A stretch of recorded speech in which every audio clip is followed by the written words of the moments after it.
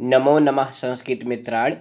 KVS TGT Sanskrit की तैयारी कर रहे सभी प्रतियोगी छात्रों का आर्य संस्कृत एकेडमी इस यूट्यूब परिवार में हार्दिक स्वागत है। प्यारे बच्चों, आज हम लोग कक्षा से रुचिरा प्रथमो भागा जो पुस्तक है, इस पाठ के 13वें पाठ को पढ़ेंगे, जिसका नाम है विमानयानम रचयाम। क्या नाम है पाठ का? विमानयानम रचयाम। विमानयानम इसका अर्थ होता है हवाई जहाज, और रचयाम यह क्रियापद है। इसमें रच धातु है। कौन सी धातु है? ध्यान से देखिएगा। रच धातु है, जिसका अर्थ होता है रचना करना या बनाना। और इसमें लोट लकार है। कौन सा लकार है बच्चों? लोट लकार। उत्तम पुरुष बहुवचन, उत्तम पुरुष और बहुवचन है। जैसे पठ धातु को बनता है पठानी, पठाओ, पठाम, तो उत्तम पुरुष बहुवचन में बनता है पठाम। तो वैसे रचयाम। तो इसका क्या अर्थ होगा बच्चों? हम सब हवाई जहाज बनाएं। क्योंकि लोट लकार का क्रियापद का प्रयोग है। जैसे वयम पठाम, हम सब पढ़ें, तो वैसे विमानयानम रचयाम, विमानयान अर्थात हवाई जहाज बनाएं। अब यहाँ पे इसका जो कर्तृपद है वयम, वो यहाँ पर लिखा नहीं है, लेकिन वयम सर्वे जानीमः, हम सभी जानते हैं कि उत्तम पुरुष के जो क्रियापद होते हैं उनके कर्तृपद निश्चित हैं कि उसका कर्ता वही होगा। जैसे ये उत्तम पुरुष बहुवचन की क्रिया है, तो इसका कर्ता वयम के अलावा और कोई पद हो ही नहीं सकता। तो वयम अपने आप यहाँ पर गृहीत हो जाएगा, उसका ग्रहण कर लिया जाएगा। तो पाठ का नाम का अर्थ होगा हम सब हवाई जहाज बनाएं। जैसा कि बच्चों आप चित्र में भी देख पा रहे हैं कि बहुत सारे बच्चे कागज के माध्यम से हवाई जहाज बना रहे हैं। और बच्चों, प्यारे बच्चों, आप लोग भी बचपन में हवाई जहाज बनाया करते थे कागज के, और उनको उड़ा उड़ा करके तरह तरह की कल्पनाएं किया करते थे। तो इस पाठ में महत्वपूर्ण क्या है बच्चों कि इस पाठ के लेखक कौन हैं? तो इस पाठ के लेखक हैं डॉक्टर विश्वासः।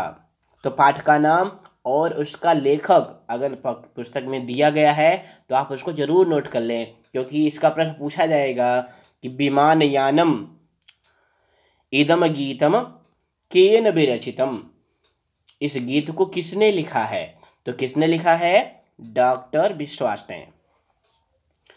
अब ये पाठ जो है श्लोक है, गीत है, तो सर्वप्रथम इसका हम वाचन करेंगे। आप भी वाचन करें, बहुत मधुर पाठ है। राघव माधव सीते ललिते विमानयानम रचयाम, नीले गगने विपुले विमले वायुविहारं करवाम, उन्नत वृक्षम तुंगम भवनम क्रांत्वाकाशम खलु याम, कृत्वा हिमवन्तं सोपानं चन्दिरलोके परविशाम, शुक्रश्चन्द्रः सूर्यो गुरुरित, शुक्रश्चन्द्रः सूर्यो गुरुरित, ग्रहान् हि सर्वान् गणयाम, ग्रहान् हि सर्वान् गणयाम, विविधा सुन्दरतारसचित्वा मौक्तिकहारं रचयाम, अम्बुदमालाम् अम्बरभूषाम् आदाय एव हि प्रतियाम्, दुखित पीडित कृषक जनानां, दुखित पीडित कृषक जनानां गृहेषु हर्षं जनयाम। इस पाठ का वाचन है बच्चों। तो आपको भी पाठ पढ़ना चाहिए, जिससे आपको पाठ कंठस्थ भी हो जाएगा, और पाठ में क्या क्या पद आए हुए हैं वो भी आपको पता चल जाएंगे। अब एक एक श्लोक की हम व्याख्या करेंगे। तो राघव माधव सीते ललिते, ये सभी पद कैसे हैं बच्चों? संबोधन के एक वचन हैं। अब इस पद के द्वारा हम जो है संबोधन के रूप पर ध्यान देंगे। जो बालक शब्द है, यहाँ पे देखिए राघव शब्द है, ये आकारांत पुल्लिंग है। तो आकारांत में संबोधन के एक वचन में कुछ नहीं करना होता है, जो उसका विसर्ग होता है। क्योंकि संबोधन में आप सभी जानते हैं संबोधने चा, इस सूत्र से प्रथमा विभक्ति होती है। मान लो पेपर में आपके पूछा गया कि संबोधन में कौन सी विभक्ति होती है और किस सूत्र से होती है, तो संबोधने चा इस सूत्र से उसमें प्रथमा विभक्ति होती है। किंतु एक वचनम संबुद्धे, इस सूत्र से संबोधन के एक वचन में प्रथमा विभक्ति का जो रूप है उसमें भिन्नता हो जाती है। जैसे प्रथमा विभक्ति में राघव का क्या बनेगा? राघवः, राघवौ, राघवाः। किंतु संबोधन के एक वचन में क्या बना है? राघव।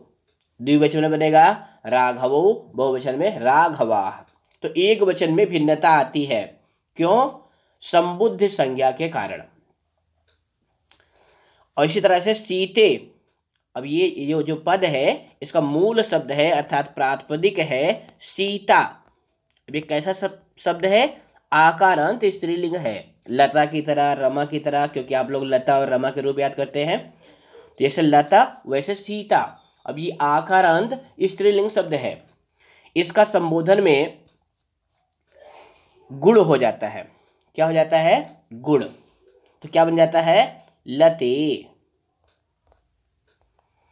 और इसी का गुण नहीं होता है, जो उकारांत शब्द होते हैं बच्चों उनका भी गुण हो जाता है, चाहे वो स्त्रीलिंग के हों या पुल्लिंग के हों। जैसे लता का लते बना है, वैसे जो हर शब्द है उसका भी संबोधन के एक वचन में क्या बनता है? हरे। भानु का क्या बनता है? हम आपको संबोधन के रूप भी याद कराते चल रहे हैं। भानु का बनता है भानु, हे भानु। समझ में आया ना? लता का लते, हरि का हरे, भानु का भानु। तो हमें उम्मीद है कि अब आप जो है संबोधन के एक वचन में गलती नहीं करेंगे। तो राघव, माधव, सीते, ललिते, विमान यानम रचयाम। कुछ बच्चे हैं आपस में एक दूसरे को बुला रहे हैं कि हे राघव, हे माधव, हे सीते, हे ललिते, आओ विमान यानम रचयाम, हम सब हवाई जहाज बनाएं। इस पाठ में जितने क्रियापद हैं बच्चों सभी में लोट लकार उत्तम पुरुष बहुवचन है। नीले, गगने, विपुले, विमले, इन सभी पदों में सप्तमी विभक्ति का एक वचन है। क्यों?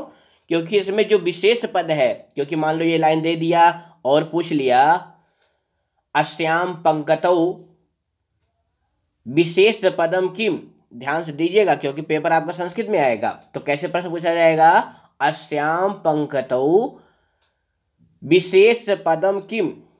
विशेष और विशेषण आप जानते हैं ना? नहीं जानते हैं तो सुन लीजिए। जो विशेष पद होते हैं वो संज्ञा पद होते हैं और जो विशेषण होते हैं वो उस विशेष की विशेषता को बतलाते हैं, गुण को बतलाते हैं। तो यहाँ पे अस्याम पंकतौ विशेष पदम अस्ति गगने।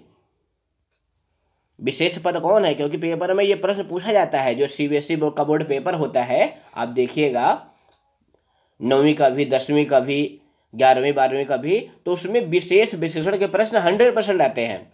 तो केबीएस की परीक्षा में भी विशेष और विशेषण के प्रश्न आएंगे। तो यहाँ पे गगने जो है यह विशेष पद है। कैसा पद है? विशेष, यानी संज्ञा पद है। और अन्य तीनों पद विशेषण हैं। समझ गए ना? तो इसीलिए गगने में सप्तमी का एक वचन है, तो अन्य सभी विशेषणों में भी सप्तमी विभक्ति का एक वचन है। तो नीले गगने, नीले आकाश में, और आकाश कैसा है? विपुले, विस्तृत है, विमले, स्वच्छ है। तो विस्तृत नीले आकाश में वायु विहारम करवाम। बच्चों की कल्पना देखिए, बच्चे कल्पना कर रहे हैं कि राघव, माधव, सीते, ललिते, आइए हम लोग मिल करके हवाई जहाज बनाएं और विस्तृत नीले आकाश में जा करके वायु विहार करें। अब यहाँ पे करवाम जो क्रियापद है ये क्रिय धातु है। कौन सी धातु है? क्रिय, जिसका अर्थ होता है करना, और उसका लोट लकार उत्तम पुरुष में रूप बनता है करवाड़ी, करवाओ, करवाम। तो यहाँ पे उत्तम पुरुष का बहुवचन है। प्रथम श्लोक समझ में आ गया होगा। अब दूसरा श्लोक देखिए। उन्नत वृक्षम तुंगम भवनम। उन्नत वृक्ष को, यानी उन्नत मतलब जो बड़े बड़े पेड़ हैं, तुंगम भवनम ऊंचे भवन को, क्रांत्वा, क्रांत्वा मतलब पार करके। अब क्रांत्वा में और आकाशम में, यहाँ पे देखिएगा क्रांत्वा और प्लस आकाशम, इन दोनों में दीर्घ संधि हुई है। कौन संधि हुई है? दीर्घ संधि। क्रांत्वा मतलब पार करके, आकाशम आकाश को, क्रांत्वा पार करके। तो क्या पार करके? उन्नत वृक्षम, जो ऊंचे ऊंचे पेड़ हैं उनको पार करके, तुंगम भवनम, और जो ऊंचे ऊंचे भवन हैं उनको पार करके, आकाशम खलुयाम, हम लोग आकाश में चलें। अब यहाँ पे ऊंचे भवन को और उन्नत वृक्ष को पार करने के बाद क्यों कर रहे हैं? क्योंकि अगर हवाई जहाज नीचे नीचे उड़ेगा तो भवन में टकरा जाएगा, इसीलिए बच्चों की कल्पना देखिए। अब यहाँ पे याम में, ये महत्वपूर्ण पद है, इसमें या धातु है जिसका अर्थ होता है जाना, या धातु है, और लोट लकार उत्तम पुरुष बहुवचन का क्रियापद है। क्रांत्वा में कत्वा प्रत्यय है। उसके बाद कृत्वा हिमवंतम सोपानम चंदिरलोके परविशाम। अब बच्चों की कल्पना देखिए, अब वो आकाश में पहुंच गए, अब उसके आगे वो चंद्रलोक में जाना चाह रहे हैं। तो क्या कर रहे हैं? हिमवंतम सोपानम कृत्वा, हम लोग बर्फ की सीढ़ी बनाएंगे, क्योंकि चंद्रमा पे जाना है और चंद्रमा पे सर्दी बहुत होती है, तो इसलिए हम लोग अपने सोपान को, सीढ़ी को हिमवंतम बर्फ से बना करके चंद्रलोकम परविशाम, चंद्रलोक में प्रवेश करेंगे। परविशाम में भी प्रा उपसर्ग है और विष धातु है, ध्यान से देखिएगा, विष धातु है। इसमें भी लोट लकार उत्तम पुरुष बहुवचन का क्रियापद है। इस श्लोक में एक महत्वपूर्ण पद और है, हिमवंतम। अस्मिन् पदे कः प्रत्ययः अस्ति? सर्वे वदन्तु। तो अस्मिन् पदे मतुप प्रत्ययः अस्ति। कौन सी प्रत्यय बच्चों? मतुप प्रत्यय है। मतुप प्रत्यय आपके केवीएस के सिलेबस में निर्धारित है, ध्यान से, क्योंकि 10वीं कक्षा में मतुप प्रत्यय सीबीएसई बोर्ड में निर्धारित है, तो केवीएस के सिलेबस में भी मतुप प्रत्यय है। तो थोड़ा मतुप प्रत्यय पर चर्चा कर लेते हैं। तो प्यारे बच्चों, मतुप प्रत्यय का मत जुड़ता है। क्या जुड़ता है? मत। और मत जुड़ने के बाद जो शब्द बनता है मतुप प्रत्यांत, वह तकारांत हो जाता है। कैसा शब्द हो जाता है? तकारांत।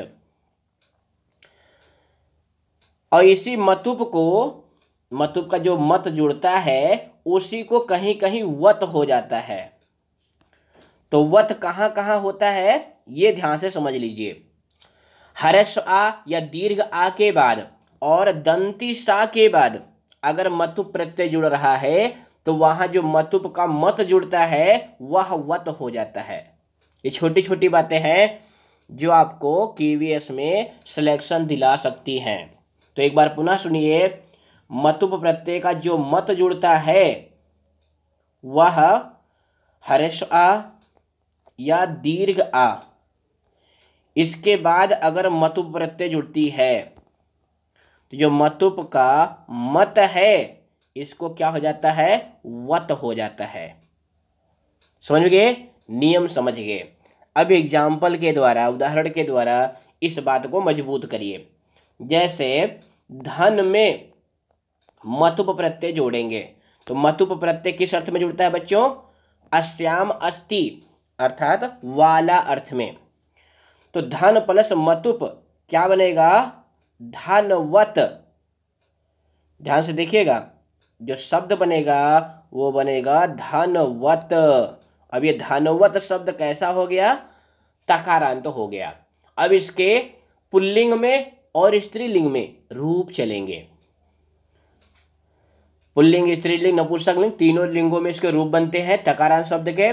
तो पुल्लिंग में इसका रूप चलेगा धनवान धनवंतौ धनवंतः, धनवान धनवंतौ धनवंतः, धनवंतम धनवंतौ धनवतः।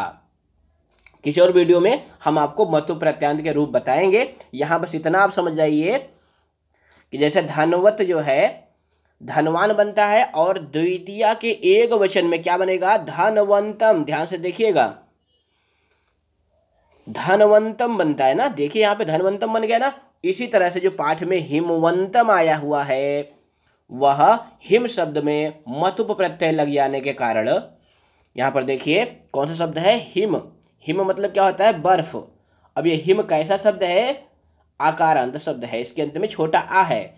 इसीलिए जब इसमें मतुप प्रत्यय जुड़ा तो मतुप का जो मत था वह वत जुड़ गया। तो क्या बन गया? हिमवत। क्या बन गया? ध्यान से, नहीं तो पीछे रह जाएंगे आप सिलेक्शन से। हिमवत बन गया। अब ये तकारांत शब्द बन गया। पुल्लिंग में इसके रूप चलते हैं हिमवान हिमवंतौ हिमवंतः, और द्वितीया के एक वचन में बनेगा हिमवंतम। समझ गए ना? बहुत अच्छे। वैसे हमने मतुप प्रत्यय जो 10वें के प्रत्यय है उसकी वीडियो बना रखी है, आपको प्ले लिस्ट में आज मिल जाएगी। तो वहाँ से जो 10वें के प्रत्यय हैं उसको आप नोट कर लीजिए, जिससे आप KVS की TGT परीक्षा में पास हो सकें। तो यहाँ पे कृत्वा हिमवंतम सोपानम चंद्रलोकम परविशाम, बच्चे कह रहे हैं कि हम बर्फ की सीढ़ी बना करके चंद्रलोक में परविशाम प्रवेश करें। अब कृत्वा में भी कत्वा प्रत्यय है और किरी धातु है। तीसरा श्लोक देखिए, शुक्र चंद्रो सूर्यो गुरुर इत ग्रहान ही सर्वान गणयाम। शुक्र, चंद्र, सूर्य और गुरु। गुरु मतलब बृहस्पति। गुरु को जानते हैं ना? कौन से गुरु प्रसिद्ध है? जो बृहस्पति हैं वो गुरु नाम से प्रसिद्ध हैं। तो यहाँ पे बच्चे कह रहे हैं शुक्र, चंद्रमा, सूर्य और बृहस्पति सर्वान ग्रहान सभी ग्रहों को गणयाम गणना करें। गणयाम में गण धातु है, ये भी 10वां गण जो है चुरादि गण उसी की धातु है। गणयति गणयतः गणयंत्र चलता है, और लोट लकार उत्तम पुरुष बहुवचन में गणयाम बनता है। अब इस पंक्ति में संधि के उदाहरण है शुक्रः चंद्रः। ध्यान से देखिएगा बच्चों, ये संधि के उदाहरण है। इसका विच्छेद पद होगा शुक्रः प्लस चंद्रः। अब यहाँ पे विसर्ग संधि है। सस जिसु रू से पहले इसको दंती सा आदेश होगा, फिर अस्तो अश्विना अश्चु जो अच्युत संधि का संधि विधायक सूत्र है उससे तालब सा आदेश होकर के शुक्र चंद्रा बना हुआ है। इसी तरह से गुरुर इत, इसमें भी संधि है। कौन सी संधि है? विसर्ग संधि है। यहाँ विसर्ग को रा आदेश हो गया है, गुरु प्लस इत। तो क्या बन गया है? गुरुर इत, यानी जो विसर्ग था वह रा में बदल गया है। तो आप सभी जानते हैं कि विसर्ग के पहले अगर आ को छोड़ करके, यानी छोटा बड़ा आ को छोड़ करके अन्य कोई स्वर हो और विसर्ग के बाद घोष व्यंजन हो तो विसर्ग के स्थान पे रा हो जाता है। और प्यारे बच्चों, आप सभी जानते हैं कि सभी स्वर घोष व्यंजन में आते हैं। व्यंजन भी हैं लेकिन सभी स्वर जो हैं घोष व्यंजन में हैं, मतलब घोष वर्ण में हैं। सभी स्वर घोष वर्ण हैं, इसीलिए यहाँ पे विसर्ग को रा हो गया है। आगे देखिए, विविधाः सुंदरतारास चित्वा, अनेक प्रकार के सुंदर तारों को चित्वा चुन करके। अब चित्वा में ची धातु है और कत्वा प्रत्यय है, ध्यान से देखिएगा। ची धातु कत्वा प्रत्यय, चित्वा चुन करके, क्या चुन करके? विविध अनेक प्रकार के सुंदर तारों को चुनकर। मौक्तिक हारम रचयाम, हम सब मौक्तिक हार की रचना करें। अब यहाँ पे बच्चों देखो, सुंदर ताराह और चित्वा, इनमें भी जो है विसर्ग संधि है। देखिए इसका विच्छेद कैसे होगा, संधि विच्छेद। सुंदर ताराह प्लस चित्वा। अब यहाँ भी पहले विसर्ग को विसर्जनीय सा से दंती सा आदेश होगा, फिर अस्तु अश्चुना अश्चु सूत्र से तालब सा होकर के यहाँ पे सुंदर तारास चित्वा पद बना हुआ है। तो बच्चों पाठ में जो भी संधि समास और प्रत्यय के प्रश्न आते हैं, पद आ रहे हैं, आप उनको कॉपी में नोट करते चले। ये आपकी सफलता में मील के पत्थर साबित होंगे। अंतिम श्लोक देखिए। अम्बुद मालाम अंबर भूषाम। अम्बुद, अम्बुद माने क्या होता है? बादल। मालाम, माला को। तो अम्बुद मालाम, बादलों की माला को। अंबर भूषाम, अंबर भूषाम माने क्या होता है? आकाश की शोभा, क्योंकि जो बादल होते हैं वो आकाश की शोभा होते हैं। तो आकाश की शोभा बादलों की माला को आदाय एव, लेकर ही, प्रतियाम, वापस लौटें। याम मतलब जाएं और प्रतियाम वापस लौटें। अब यहाँ पे आदाय और एव, इसमें भी संधि है। कौन सी संधि है? ध्यान से देखिएगा। इसका संधि विच्छेद होगा आदाय प्लस एव। अगर आपके पेपर में संधि का नाम पूछा जा रहा है कोई पद दे करके, तो सर्वप्रथम आप उसका विच्छेद करेंगे, फिर संधि का निर्धारण करेंगे, क्योंकि विच्छेद करने के बाद संधि आपके लिए आसान हो जाएगी। तो यहाँ पे आदाय प्लस एव, यानी आ और ए का मेल हो रहा है, और मिल करके क्या बन जा रहे हैं? आए। तो कौन संधि होगी बताइए? वृद्ध संधि। और वृद्ध संधि में दो सूत्र बहुत प्रसिद्ध हैं, वृद्धरेचि और वृद्ध आदयच। दोनों एक जैसे लगते हैं, लेकिन दोनों में भिन्नता है। जो संधि विधायक सूत्र है वह है वृद्धरेचि, और वृद्ध आदयच जो है वह संज्ञा विधायक सूत्र है। तो आदाय एव में वृद्ध संधि है। उसके बाद बच्चे क्या कल्पना कर रहे हैं? दुखित पीड़ित कृषक जना नाम। दुख से पीड़ित कृषक लोगों के गृहेषु, घरों में, हर्षम जनयाम, हर्ष उत्पन्न करें। अब ये जो बच्चे हैं वो दुख से पीड़ित किसानों के घरों में हर्ष कैसे उत्पन्न करेंगे? क्योंकि वो बादलों की माला ला रहे हैं, और जब बारिश होती है तो सबसे ज़्यादा किसान ही प्रसन्न होता है, क्योंकि जो सूखा खेत होता है उसमें पानी मिल जाता है। इसीलिए बच्चे कह रहे हैं कि बादलों की शोभा, अंबर भूषाम, आकाश की शोभा बादलों की माला को ले करके वापस आएंगे, और दुख से पीड़ित कृषक लोगों के घरों में हर्ष उत्पन्न करेंगे। अब यहाँ पे जनयाम में जन धातु है। कौन सी धातु है? जन। और ये भी जो है लोट लकार उत्तम पुरुष बहुवचन का क्रियापद है। तो एक बार पुनः बताने जा रहे हैं बच्चों, इस पाठ के लेखक हैं डॉक्टर विश्वास। तो पाठ के लेखक का नाम अवश्य याद रखें। तो बच्चों आप हमारे चैनल पर नए हैं और अभी तक सब्सक्राइब नहीं किया है तो जरूर सब्सक्राइब करें, और वीडियो पसंद आए तो इसको लाइक करें। और कोई सुझाव हो, आप पाठ में कुछ और चाहते हैं, तो आप हमें अवश्य कमेंट करें। तो सर्वेभ्यो नमो नमः, पुनर्मिलामः, धन्यवादः।